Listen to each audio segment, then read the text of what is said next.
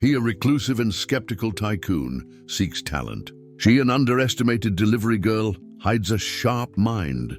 On a stressful day, 9 arrogant nerds are stumped by a problem. Bethany, delivering lunch, offers a brilliant suggestion. The nerds scoff. Dominic, intrigued, encourages her to explain. She humbles all 9 with her logic. Shocked, he falls for her brilliant mind and authenticity. Prepare for a twist where the underestimated delivery girl proves her worth. But can the strength of this love overcome all barriers? Watch this story to the end. You'll be amazed. If you like stories of love and romance, subscribe to this channel, leave a comment. We post videos like this every day. Continuing. The alarm clock rang at 5:30 a.m. as always. Bethany Fields silenced it with an automatic motion and got out of the narrow bed in the small room she shared with her younger sister in the Bronx, New York. The 2-room apartment housed 4 people: herself, Megan, their mother Connie, and her stepfather John, who worked as a night security guard and arrived home at the exact moment she was leaving. At 28, Bethany had developed a mathematical routine to optimize every minute of her day. Quick shower, strong black coffee, 2 slices of toast with margarine, and a mental review of the addresses she would be visiting. She worked as a delivery person for Vital Food, a small company that provided meals and supplies to corporate offices in Midtown Manhattan. It wasn't her dream job, but it paid the bills and allowed her to help at home, especially with Megan's studies. Megan was in her 2nd year studying education. The thermal backpack weighed 30 pounds when full, and the bicycle she had bought used 3 years ago complained with every pedal stroke. Even so, Bethany traveled between 25 and 30 miles daily through the streets of New York City, navigating between cars, buses, and the constant impatience of New York traffic. She knew every speed bump, every traffic light, every doorman of the corporate buildings on her route. It was during deliveries that the reality of her social standing became most evident. The building security guards treated her as if she were invisible, and the office workers barely looked up when she arrived. Sometimes she heard whispered comments about the food girl or complaints about the delivery time, as if she were a programmed machine that was only supposed to appear at the right time. At the Midtown Tower, where she made deliveries to 6 different companies, the treatment was particularly cold. The executives in suits passed by her as if she didn't exist, absorbed in conversations about numbers that she didn't understand but intuitively knew were important. It was a parallel world to hers, where decisions that moved millions were made in air-conditioned rooms while she sweated pedaling under the New York sun. But Bethany had her secrets. In between deliveries, when she sat in the park across from the building to eat her own lunch, she wasn't just resting. She made it a habit to read, always carrying a book in her backpack. She started with romance novels she found at thrift stores, but gradually discovered other subjects. American history, biographies of scientists, books on logic, and even some technical manuals that someone had left in a dumpster.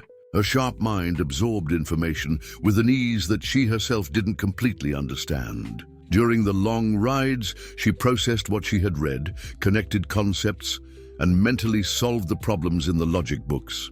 It was as if her intelligence was an engine that constantly needed fuel, and she fed that hunger with everything she could find. Her mother didn't understand why she wasted time with books when she could be resting or watching television. John was indifferent, but Megan sometimes sat next to her and asked her to explain a concept she had learned. It was in those moments that Bethany felt that her search for knowledge made sense.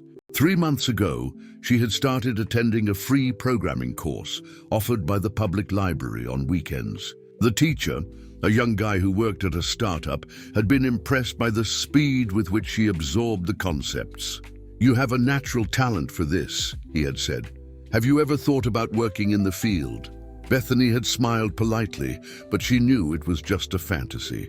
To work in programming, she would need a college degree, contacts, and a look that she couldn't afford to maintain. Her reality was the deliveries, the tired bicycle, and the condescending looks of the offices. The adversity that bothered her the most wasn't financial, although money was always scarce. It was the constant feeling of invisibility, of having so much to offer and not finding space for it. She felt like an extraordinary book lost on a poorly organized shelf, waiting for someone to discover her. On the toughest days, when the rain turned the streets into rivers or when a customer was particularly rude, she remembered a quote she had read in a biography of Marie Curie. "Nothing in life is to be feared, only understood." This helped her keep her head up, pedal another mile, and smile politely even when she was treated with disdain. Bethany knew that her intelligence was real, even if the world around her didn't recognize it. It was her silent form of resistance, her way of keeping the flame of dignity lit in an environment that constantly tried to extinguish it. And deep down, without knowing exactly why, she had the feeling that something big was coming, as if all that silent preparation was just the first chapter of a much larger story. It was a rainy Tuesday in August when Bethany arrived on the 32nd floor of the Midtown Tower, carrying 3 executive lunchboxes for Thorn Tech Solutions. The company occupied 2 entire floors of the most modern building in the area, and she was always impressed by the futuristic design of the place: glass walls, minimalist white furniture, and giant screens displaying graphics that pulsed like heartbeats. Dominic Thorne, at 39, had built a tech empire that developed software for large American and international corporations. His name regularly appeared on lists of the most influential young entrepreneurs in the country, but few knew that behind the public image of success was a deeply lonely man who found refuge only in his work. That morning, Dominic was particularly tense. For 3 weeks, his development team had been facing a problem that seemed unsolvable in a crucial project for a multinational bank. The deadline was approaching dangerously, and the company's reputation was at stake. 9 of his best programmers, all graduates of the top universities in the country, and some with master's degrees from abroad, were gathered in the main conference room, debating complex algorithms and advanced theories without getting anywhere. Bethany wasn't allowed to use the main elevator. She always took the service stairs to the company's floor, delivered the orders to the reception desk, and went down the same way. But that day, the receptionist had gone to lunch and left a note asking that deliveries be taken directly to the conference room. When she reached the glass door of the room, Bethany hesitated. Through the glass, she could see a group of young men in expensive t-shirts and designer sneakers, gesturing intensely in front of a whiteboard covered with equations and diagrams. At the head of the table, a man in a dark suit watched the discussion with an expression of growing frustration. Bethany knocked lightly on the door. No one seemed to notice. She knocked again, a little harder. One of the programmers, a skinny guy with glasses, made an impatient gesture with his hand, as if he was swatting a fly. "Excuse me," she said, opening the door just enough to poke her head in. "I brought your lunch. Just leave it on the corner table and go," the same guy snarled without looking at her. "We're trying to solve a serious problem here." Bethany placed the lunchboxes where indicated, but couldn't help but overhear the discussion. They were talking about an optimization algorithm that needed to process millions of bank transactions simultaneously, but that was crashing the system with every test. "We've already tried parallel implementation, distributed clustering, even machine learning," said a programmer with long hair. "Nothing works. The bottleneck remains in the cross-validation processing. Obviously, you don't understand the complexity of the problem," scoffed another, adjusting his glasses. "We're dealing with high-availability system architecture. It's not something just anyone can grasp." Dominic remained silent, but Bethany noticed how his fingers drummed impatiently on the table. She should have left at that moment, but something made her stop. During her weekend programming course, she had studied exactly this type of problem, and the solution they were looking for seemed obvious. "Excuse me," she said, her voice firmer this time. Everyone turned to look at her. The silence in the room was almost palpable. "I heard you talking about the validation algorithm," Bethany continued, feeling her heart race. Have you tried breaking the process into microtransactions and validating only the deltas in real time, instead of processing the entire set with each operation? The 9 programmers stared at her with a mixture of disbelief and indignation. Low laughter began to circulate around the room. "Are you serious?" asked the guy with glasses. "The delivery girl wants to teach us how to program." "That's hilarious," laughed another. "She probably can't even spell her own name and wants to solve a problem that we, with years of study, can't. Maybe you should go back to your bike before you get hurt trying to understand grown-up things," added a third, provoking more laughter. Bethany felt her face burn with humiliation, but she didn't back down. Years of being dismissed had taught her how to maintain her dignity even in the most difficult moments. Dominic, who had remained silent until then, raised his hand, asking for silence. There was something in the young woman's posture, in the way she didn't lower her eyes in the face of the mockery, that sparked his curiosity. "Let her speak," he said, his voice cutting through the air like a blade. "Explain your idea," he requested, looking directly at Bethany. She took a deep breath and approached the whiteboard. With confident movements, she began to draw a simple diagram, explaining how the system could be restructured to process only incremental changes instead of revalidating the entire dataset with each transaction. "If you create a circular buffer that stores only the last modified states," she explained, her voice gaining confidence, "and implement a validation tree that only updates the affected nodes, you'll reduce processing by approximately 80%. The system doesn't need to be too smart. Sometimes, the simplest solution is the most elegant." The silence that followed was absolute. One by one, the arrogant faces of the programmers began to transform. The solution was so obvious, so clean, so perfectly simple, that they felt like idiots for not having thought of it. Dominic fixed his eyes on Bethany with an intensity that she had never experienced before. It wasn't just admiration for the technical solution, but something much deeper. Here was a woman who had been humiliated and had responded with grace, intelligence, and an elegance that left him speechless. "What's your name?" he asked, standing up slowly. "Bethany." "Bethany Fields." "Bethany," he repeated, as if testing the sound of the name. "You just solved in 5 minutes a problem that has stumped my best team for 3 weeks." In the 3 days following the incident in the conference room, Dominic couldn't get Bethany out of his head. There was something about the way she had faced the humiliation with dignity, how she had explained the technical solution with a clarity that impressed even him, that completely mesmerized the businessman. During meetings, he found himself looking out the window, hoping to see her arrive with her bike and thermal backpack. Bethany, on the other hand, felt torn between the satisfaction of having proven her worth and the fear of what might happen. She knew enough stories of people from her social class who had become involved with wealthy bosses and ended up harmed. But she couldn't deny that something had changed inside her at that moment in the conference room. For the first time in years, someone had really listened to her.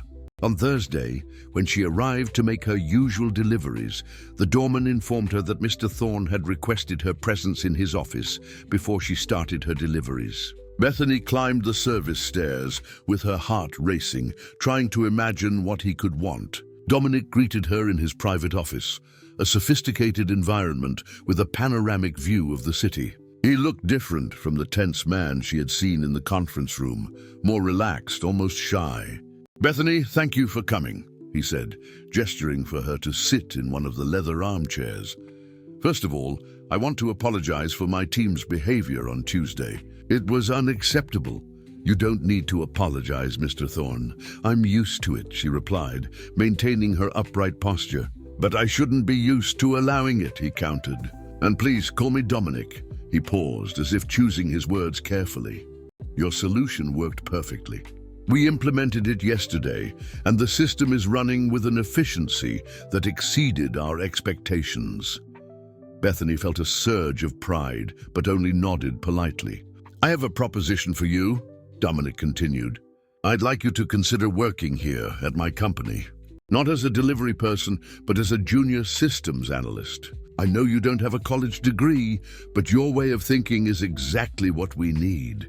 The silence that followed was intense. Bethany looked at her own hands, processing the offer. It was everything she had dreamed of, but it was also terrifying. I don't know what to say," she murmured.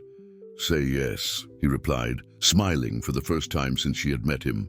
"The salary would be 5 times what you currently earn, with full benefits and the opportunity to take a technical course that the company would pay for."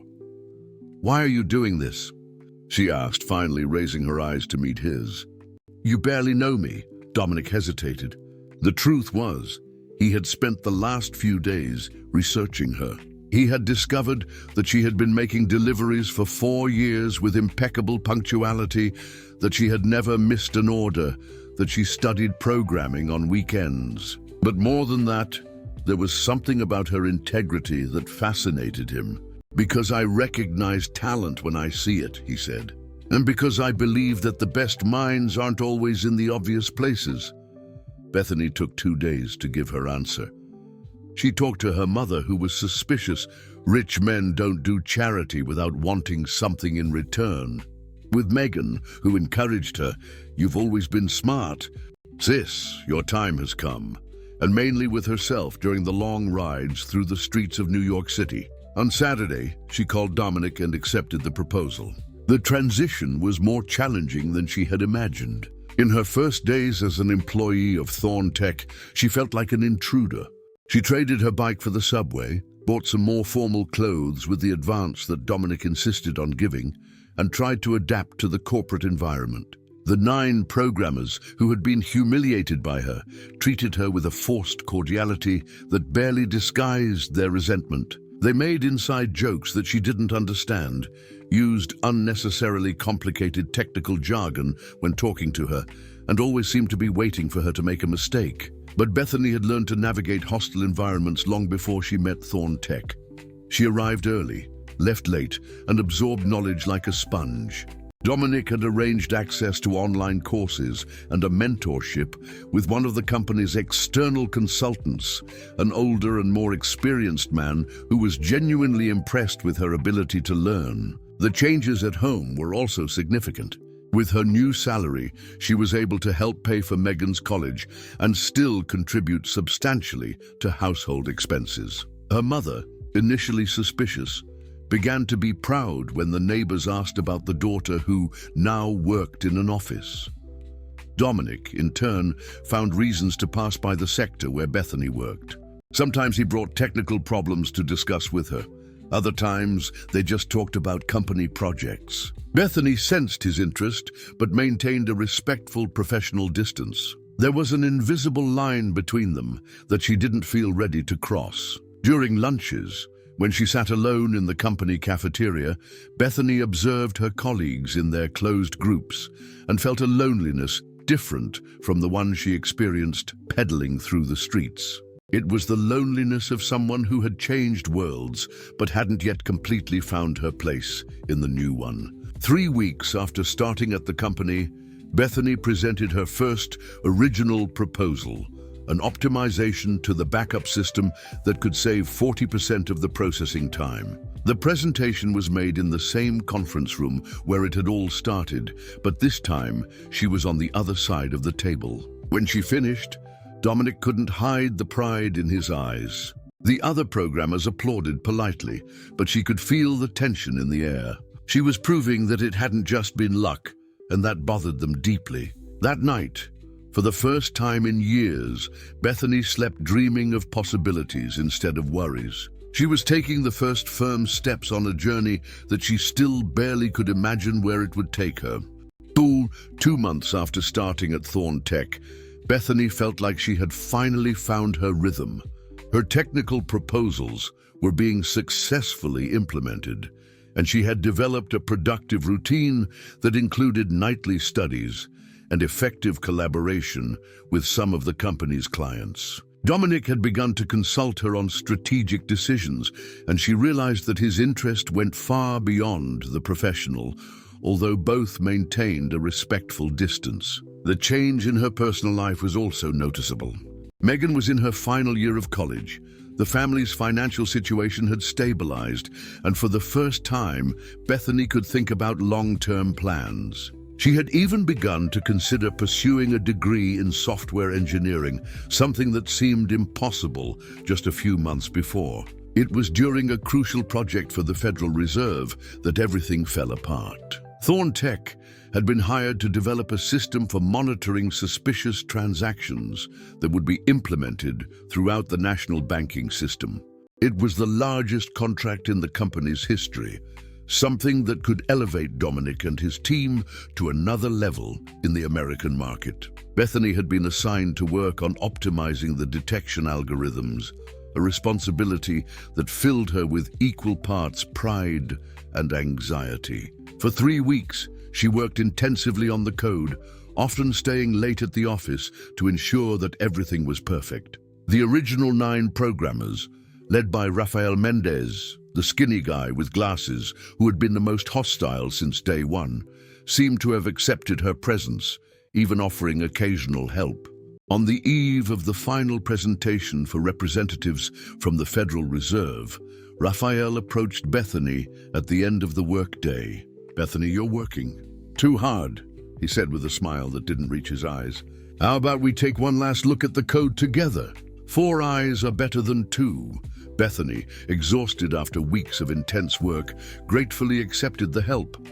Rafael spent 2 hours reviewing the code with her, suggesting small adjustments that, according to him, would make the system more efficient. Trusting his expertise and eager to do a perfect job, Bethany implemented all the suggested changes. The next morning, the presentation started promisingly. The Federal Reserve team, composed of 5 technical auditors and 2 directors, was impressed with the elegance of the interface and the processing speed of the system. Dominic presented the business aspects, while Bethany demonstrated the technical functionalities, and she could feel his pride every time she answered the auditor's complex questions with precision. Everything seemed perfect until the moment of the live demonstration. When the auditors entered real data to test the system, something terrible happened. The detection algorithm began to produce massive false positives, classifying absolutely legitimate transactions as suspicious. Even worse, confidential customer information began to leak into logs that were supposed to be encrypted. The silence in the conference room was deadly. The representatives from the Federal Reserve looked at each other with expressions that mixed disbelief and indignation. One of the directors, a gray-haired man with a stern expression, slammed his notebook shut. "Gentlemen from Thorn Tech," he said in an icy voice, "you have just shown us a system that not only fails in its basic function, but also violates the most elementary data security standards. This is unacceptable." Dominic tried to recover the situation, offering to resolve the problems in 48 hours, but it was too late. The trust had been broken. The bank representatives withdrew, informing them that the contract was cancelled and that they would consider legal action if there was any leakage of the information that had been entered into the system. When the room emptied, only Dominic, Bethany, and the development team remained. The silence was deafening. Dominic was pale, his hands trembling slightly as he looked at the screen that still showed the system's catastrophic errors. "How did this happen?" he asked, his voice controlled but laden with tension. Rafael was the first to speak, his voice filled with false concern. "Dominic, I tried to warn you last night. I noticed some inconsistencies in Bethany's code, offered help, but she insisted she knew what she was doing." Bethany felt the ground disappear beneath her feet. "Rafael, that's not true. You were the one who suggested all those changes. I implemented exactly what you—" "Bethany," interrupted another programmer, "we all know you're new to this. There's no problem in admitting that you might have gotten confused." "Confused?" Her voice rose an octave. "You're lying!" "Rafael spent 2 hours yesterday telling me exactly what to change. But when she looked around, she realized that all the programmers had the same expression of false solidarity.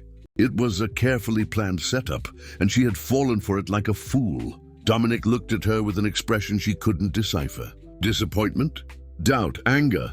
"Bethany, I need you to explain to me exactly what happened," he said, his voice too professional for someone who had shown so much affection for her in recent weeks. She tried to explain, word for word, what had happened the night before. But she realized that her story sounded desperate, like a pathetic attempt to shift the blame onto others. And the worst of all was that she had no way to prove her version.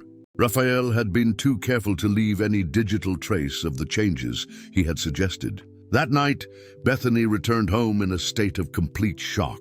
Her family immediately realized that something was wrong, but she couldn't explain. How could she tell her mother, who had finally become proud of her, that she might lose her job?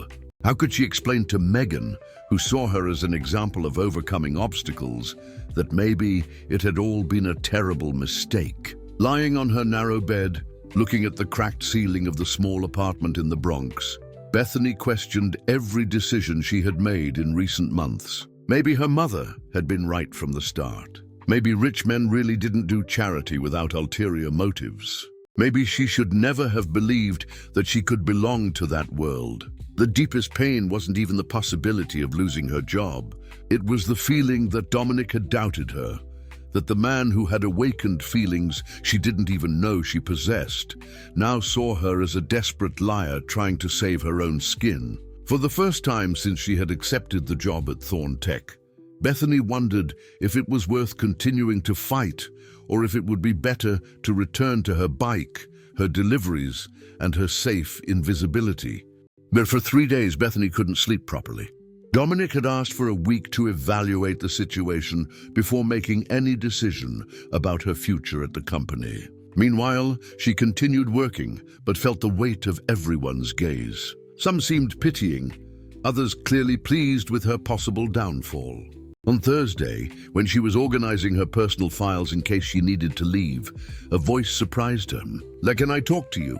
Bethany looked up and saw Carla Santos, one of the company's senior systems analysts. Carla was in her late 50s, with gray hair always tied in a severe bun, and a reputation for being extremely technical and unsociable. During the 2 months that Bethany had worked there, they had exchanged only polite greetings. "Sure," Bethany replied, trying to hide her surprise. "Not here. Let's go to the coffee shop around the corner." In the small cafe, Carla ordered 2 cups of black coffee and remained silent for a few minutes, as if carefully evaluating her words. "I've worked at Thorn Tech for 15 years, she began finally. "I've seen this company grow from a startup of 5 people to what it is today. And I've also seen a lot that I'd rather not have seen." Bethany waited, not knowing where the conversation would lead. "What happened to you on Tuesday wasn't an accident," Carla continued. "Rafael Mendez and his group have a history of sabotaging people they consider threats to their little clique." Bethany's heart raced. "You know they sabotaged me?" "I know because I've seen it before. 3 years ago, they did the same thing to a senior programmer who had been hired from a rival company. She was brilliant, but she didn't have the pedigree they thought was appropriate. They planted bugs in her code the night before an important presentation. The woman was fired and never found a job in the field again." Carla paused to take a sip of her coffee, her eyes fixed on Bethany.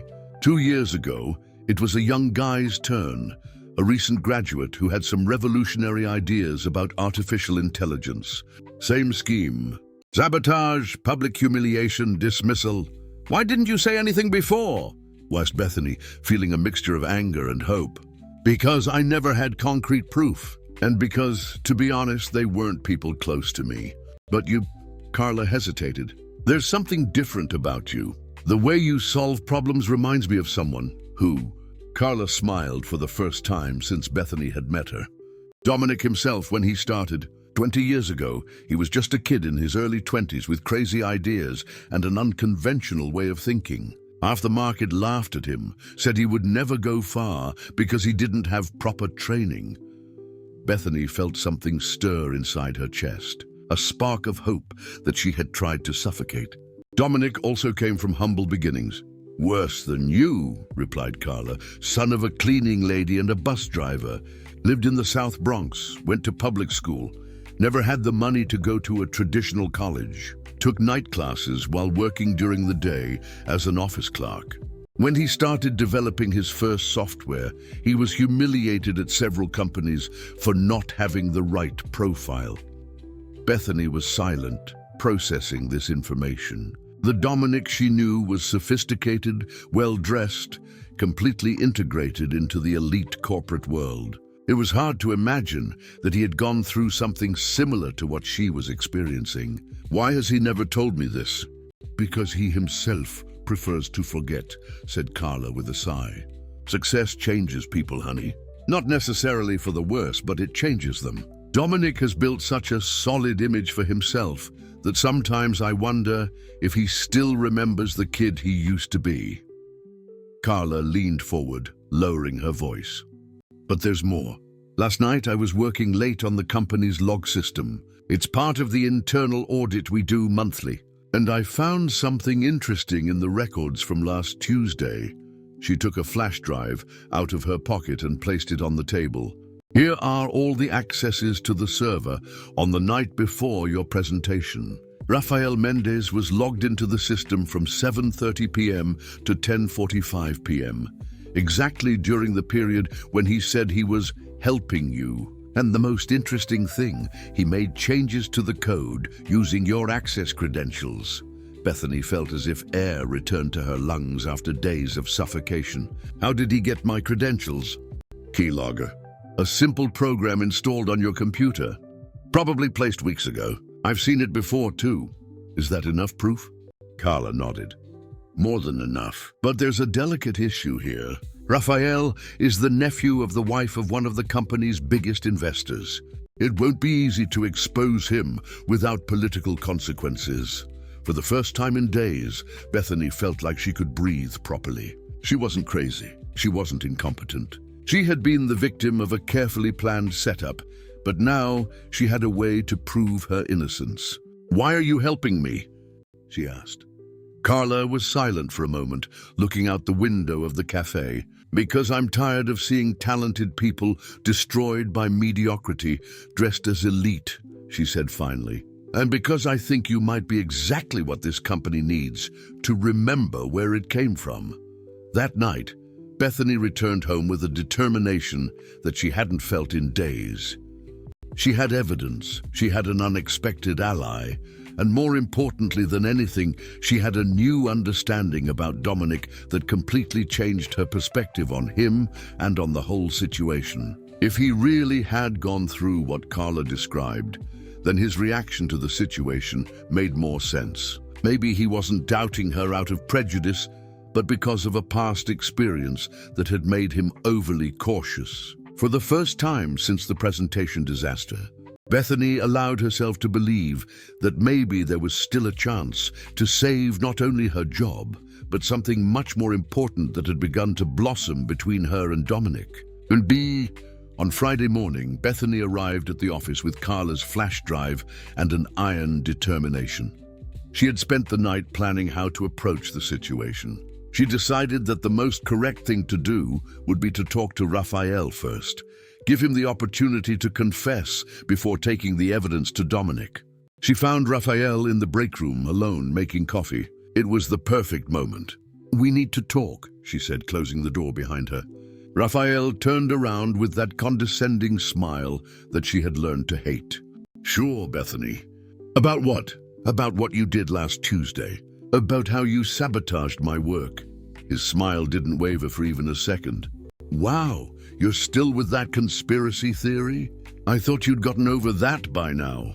Bethany took the flash drive out of her pocket. "I have all the access logs. I know you changed my code using my credentials. I know about the keylogger you installed on my computer." For a split second, she saw something cross Rafael's face. Fear, surprise, but he quickly regained his composure.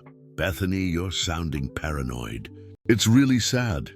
"Paranoid?" Her voice rose. "I have proof, Rafael. Technical evidence that what?"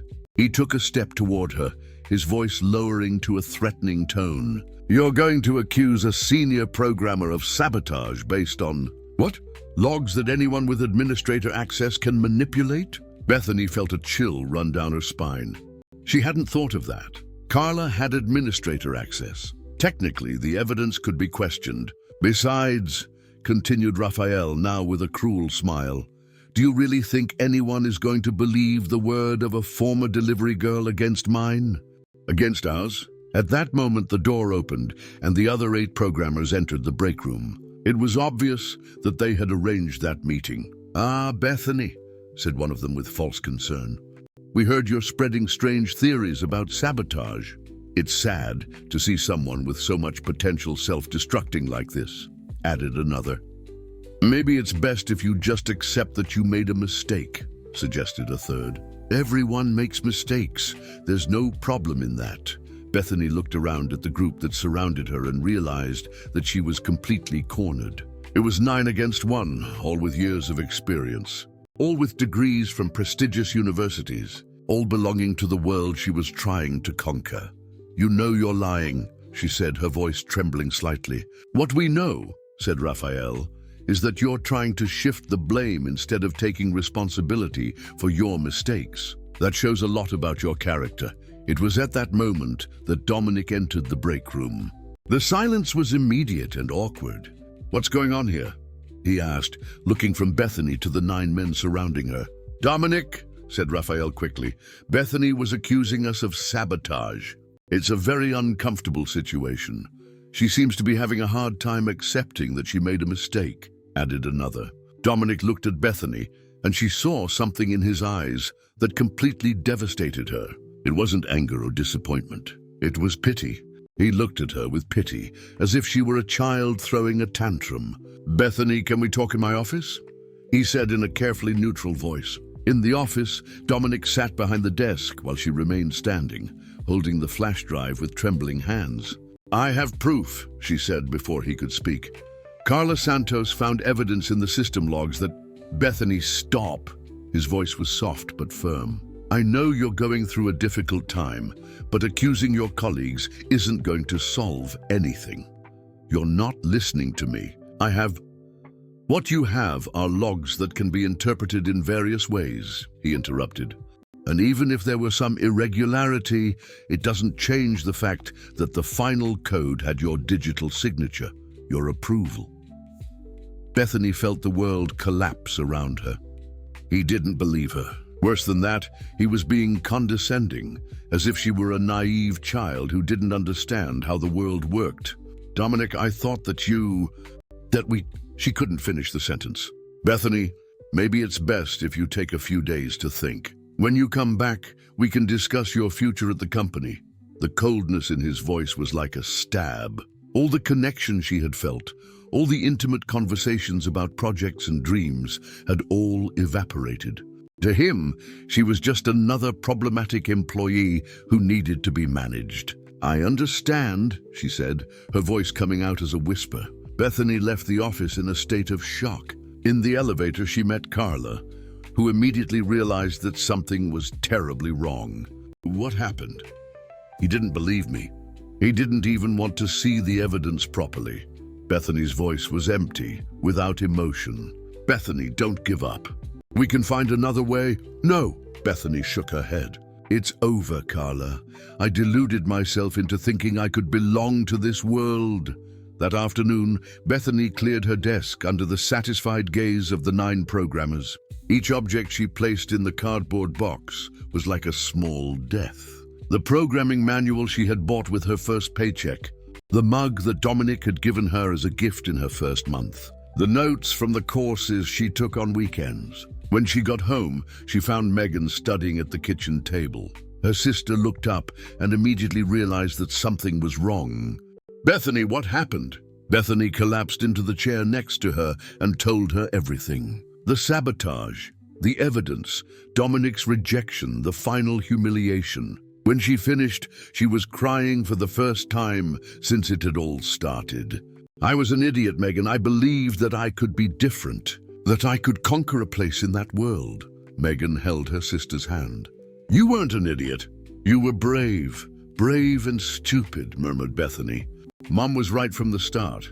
Rich men don't do charity without wanting something in return." "And what did he want?" Bethany looked at her sister with eyes red from crying. "I don't know, Megan. I really don't know. And I think that's the part that hurts the most.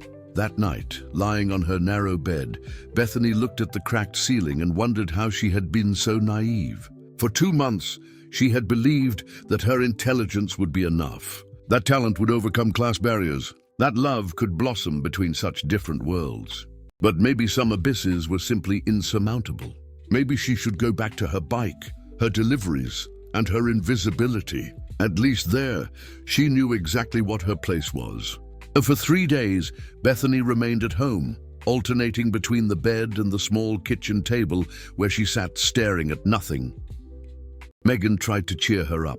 Her mother made comments about, "I knew this would go wrong," but nothing seemed to penetrate the wall of hopelessness that she had built around herself. It was on Tuesday, when she was seriously considering returning to the delivery company, that she received an unexpected call. "Bethany, it's Carla Santos. We need to meet. It's urgent."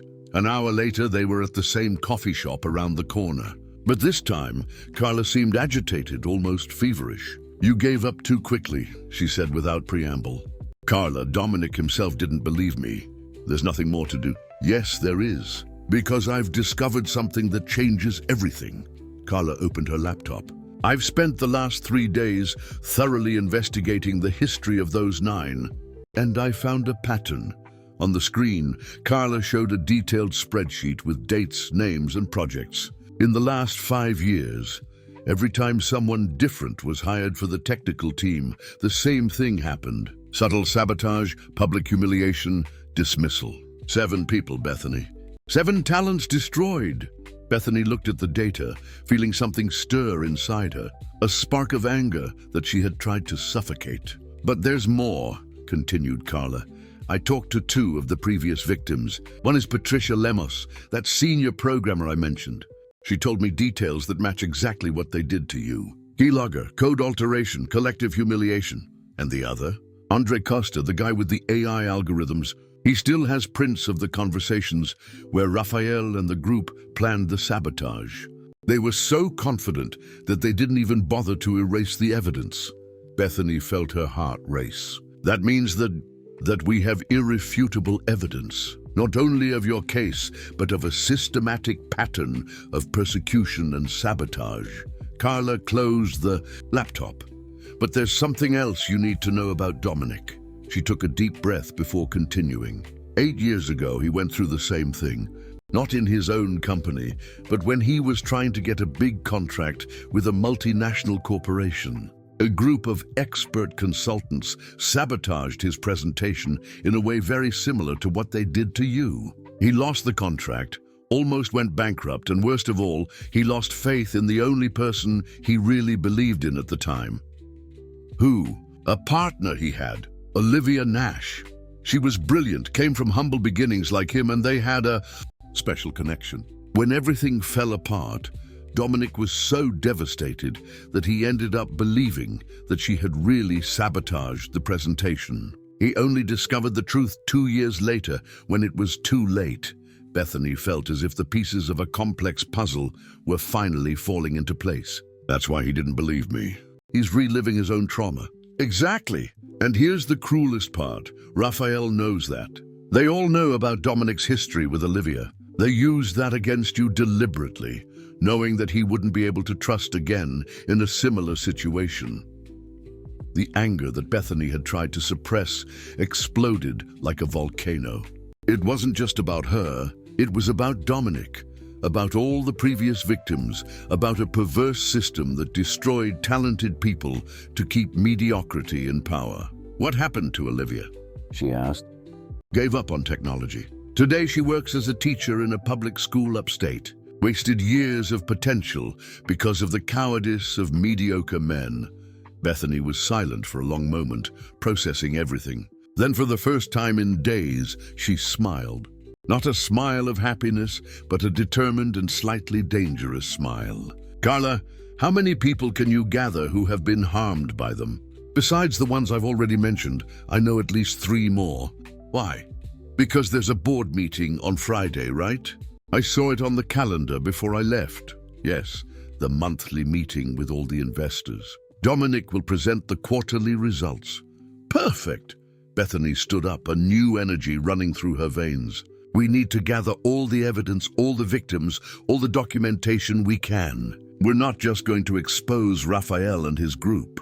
We're going to show the entire board, all the investors, what's happening in their company. Bethany, that's risky. If it goes wrong, at least I tried.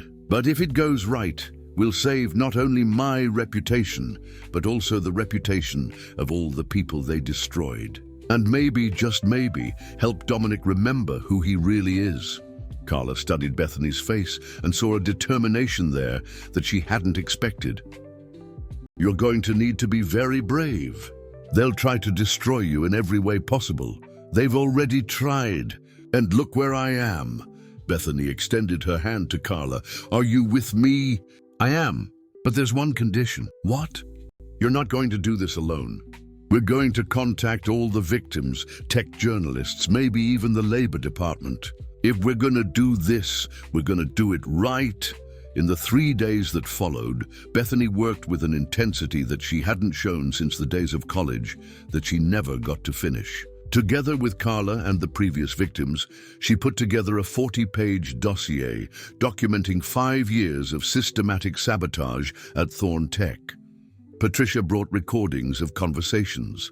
Andre brought screenshots of the messages where Raphael planned the sabotage. Carla brought all the technical logs that proved the manipulations. And Bethany, with her analytical mind, organized everything into a devastating presentation that left no room for doubt. On Thursday night, the eve of the board meeting, Bethany was sitting in her room, reviewing the documents for the last time. Megan approached and sat on the bed next to her. Bethany, are you sure you want to do this? It seems very risky. Bethany looked at her sister and saw in her the reflection of all the women who could be the next victim if she didn't act. Megan, throughout my life, I've accepted being invisible. I've accepted being underestimated. I've accepted that my place was in the shadows. She held her sister's hand. But I've discovered something in these last few months. I wasn't born to be invisible. And I won't allow other talents to be wasted because of the cowardice of mediocre men. On Friday morning, Bethany woke up before the alarm. She took a long shower, put on her best clothes, a blouse she'd bought to work at Thorn Tech, and looked at herself in the mirror. The woman who looked back was no longer the shy delivery girl of a few months ago. It was someone who had discovered her own strength and was ready to use it. At 9 in the morning, she was standing in front of the Thorn Tech building, holding a folder with the evidence that could change everything. Carla was by her side, along with Patricia and Andre. Ready? She asked. Ready, they replied in unison. It was time for the final confrontation. The boardroom on the 40th floor of Thorn Tech was packed when Bethany and her allies arrived. 12 investors, 3 executive directors, and Dominic were sitting around the oval mahogany table, discussing numbers and projections. Raphael and 2 of his colleagues were also present, as representatives of the technical team. When Bethany appeared at the door, an awkward silence filled the room. Dominic looked up from the papers, and the expression on his face was one of total bewilderment. Bethany, what are you doing here? I came to present some data that I consider relevant to the meeting, she said, entering with a confidence that surprised even herself. With your permission, Dr. Edward Ferreira, the chairman of the board, frowned. Young lady, this is a private board meeting. You can't just... Dr. Ferreira, interrupted Carla, who had entered right behind Bethany. I'm Carla Santos, Senior Systems Analyst. What we have to present concerns serious irregularities that could compromise the reputation and legal situation of the company. Raphael shifted uncomfortably in his chair. Dominic, this is absurd. Why are you allowing a problematic ex-employee to interrupt our meeting? Problematic ex-employee? The voice of Patricia Lemos echoed from the door. She entered, followed by Andre Costa and 2 other people. Interesting definition for the victims of a systematic sabotage scheme. Dominic stood up slowly, his face losing color. What's going on here? Bethany went directly to the projector in the room. Allow me to show you exactly what has been happening at Thorn Tech for 5 years. Without waiting for permission, she connected her laptop and started the presentation. The first screen showed a detailed timeline with names, dates, and projects. Investors, she began, her voice clear and firm. In the last 5 years, 7 highly qualified professionals have been sabotaged and fired from this company. All had one common denominator. They were considered different by the development team led by Mr. Rafael Mendez. Rafael stood up abruptly. "No, this is an absurd and unfounded accusation." "Unfounded?" Bethany clicked to the next screen, which showed detailed system logs. "Here are your access records from the day you sabotaged my presentation for the Federal Reserve. 17 code changes using my credentials, obtained through a keylogger installed without my knowledge." A murmur spread through the room. Dr. Ferreira leaned forward, studying the data on the screen. "Still unfounded?" Bethany advanced to the next screen. "Here we have recordings of conversations where you and your colleagues planned previous sabotage. Screenshots of messages, testimonials from witnesses." Andre approached the microphone. "I'm Andre Costa, one of the victims. I can confirm every word Bethany is saying. And I'm Patricia Limos," she said. "Also sabotaged by the same group 3 years ago." Dominic was pale, looking alternately at the evidence on the screen and at Raphael, who was starting to sweat visibly. "But there's something more serious," continued Bethany, advancing to a new section of the presentation. "This isn't just a matter of malicious employees. It's a matter of leadership." She turned directly to Dominic. "Mr. Thorne, I discovered your story. I know that you were also a victim of sabotage 8 years ago. I know about Olivia Nash and how you were manipulated into distrusting her." Dominic recoiled as if he had been punched. "How do you? Where did you get that?" "From the same source that told me about your true origins. South Bronx, son of a cleaning lady and a bus driver, office clerk who built an empire through pure talent and determination." Bethany's voice softened. "You used to be like me, Dominic. Like all of us who were sabotaged. But at some point you forgot that." Tears began to form in Dominic's eyes. Her words were hitting something deep, a wound that he had tried to hide for years. "You didn't believe me," continued Bethany. "Not because I wasn't trustworthy, but because you're afraid of reliving the pain you felt when you lost Olivia. But in doing so, you perpetuated exactly the system that once harmed you." Dr. Ferreira slammed his fist on the table. "Enough! Rafael Mendez, do you have anything to say about these accusations?" Rafael tried to maintain his composure, but he was visibly defeated. "This evidence can be manipulated. It doesn't prove anything." "It proves everything," said a voice from the door. Everyone turned to see a middle-aged man entering the room. "I'm Detective John Smith from the NYPD. I've been investigating these allegations. The evidence is irrefutable, and arrest warrants are being issued at this moment." Chaos took over the room. Raphael and 2 of his colleagues were escorted away by the police officers who entered next. The investors were shouting at each other, demanding explanations. Mid the turmoil, Dominic approached Bethany. His eyes were red, his voice broken. "Bethany, I don't know how to apologize. I betrayed everything I used to believe in." She looked at him for a long moment. "You didn't betray me, Dominic. You betrayed yourself. But it's not too late to remember who you really are."